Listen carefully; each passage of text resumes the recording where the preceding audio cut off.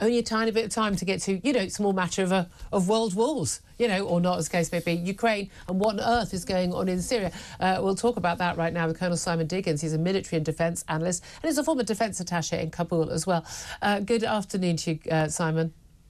Julia, good afternoon to you. I'm sorry we've left so little time. It's quite absurd, really, isn't it? But let's just talk first of all about Syria, because the Syrian Civil War, completely off our TV screens for years now. We've been focused on Ukraine. We've been focusing on, of course, what's going on in the Middle East. But it came very much back to the fore over the weekend, where we saw the Syrian Islamist rebels seizing the second city of Aleppo in a matter of days, a city that it had taken Assad years to defeat rebels in. What is the significance of this, and particularly the significance of Assad vowing to break that offensive and getting both Russian and, we understand, Chinese support as well?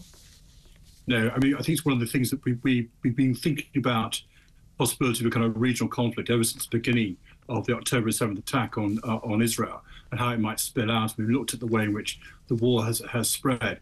What we perhaps had not always put focus on exactly what's now happened, if you like, the internal and very disordered politics of both Syria and also, to a lesser extent, Iraq. And Syria, as you quite rightly said, it's been sort of house divided. But the northeast and northwest have been occupied by different factional groups.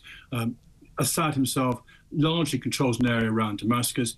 He has had in the support of Iran and Russia, and of course Iran's proxies. I mean, the last time there was a major rebellion, he was able to use Hezbollah as a force to actually get rid of the rebels. That no longer applies, and Russia has got itself increasingly bogged down in the war in Ukraine. They don't have any spare ammunition or men to help, do they? I mean, Russia, very crucially, they want that warm weather port in the Mediterranean, which Syria provides them with, don't they? It's all in internal national interests. They're not doing it to help their mate.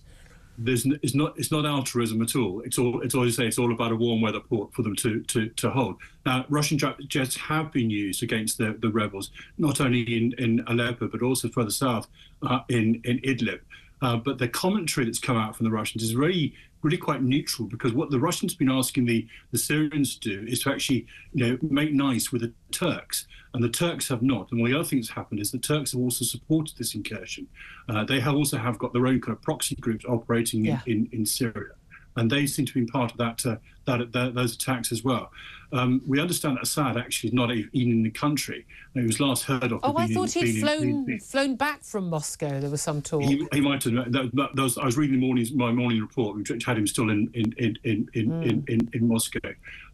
But he's clearly trying to gather some kind of support from the so-called Axis of Resistance to try and hold them back. The worry is, of course, Assad is a murderous, horrific, genocidal tyrant. I mean, he really is been horrific what he's done to his own people. Of course, we haven't seen such an outcry about that, have we, in the West? Because, of course, it doesn't involve Israel and Jewish people, so fewer people out on the streets demonstrating. But the people, the rebels we're talking about, are sort of, they used to be sort of Al-Qaeda linked. I mean, we are talking about some pretty nasty people. We've only got a couple of minutes, but I do want to touch on events at the end of last week. President Volodymyr Zelensky of Ukraine, you and I have spoken about many times, and the interviews he's done, setting things out ahead of Donald Trump's arrival in the White House, obviously.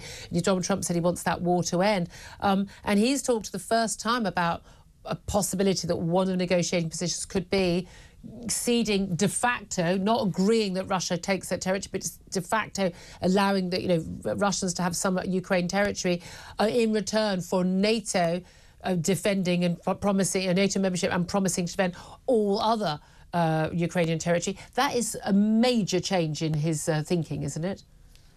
It is, because the previous statement of what a victory looked like was all about reconquering the territories all the way up to the 2014 boundaries. Clearly, that isn't going to happen now. I mean, there is, of course, precedent for this. You go back to the end of the Second World War, and for a long time after the end of the Second World War, Germany did not accept that the eastern provinces, which were then held by Poland, to some extent by Russia as well, were not there. They put them, used to mark them on their maps and say under Polish administration. So they didn't accept it. It took a long time for them to accept that. I suspect, and it's really ugly, but I suspect that's the kind of thing we're heading towards. I think the second bit of it, though, the joining NATO, I think, is not a realistic option.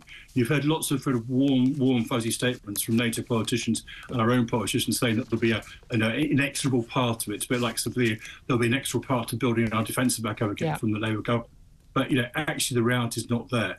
No, but again, if they're so sure that Russia's word will be kept, and the rest of Ukraine isn't under threat, why would they not? Why would they not agree to it? That's always the thing. And Zelensky, that's look, if you won't give me NATO membership, you obviously think that the rest of my territory is not safe. So why should I cede it now? Colonel Simon Diggins, I know we're going to talk about all of this so many more times in the future. I so appreciate your time and your expertise. Thank you for that.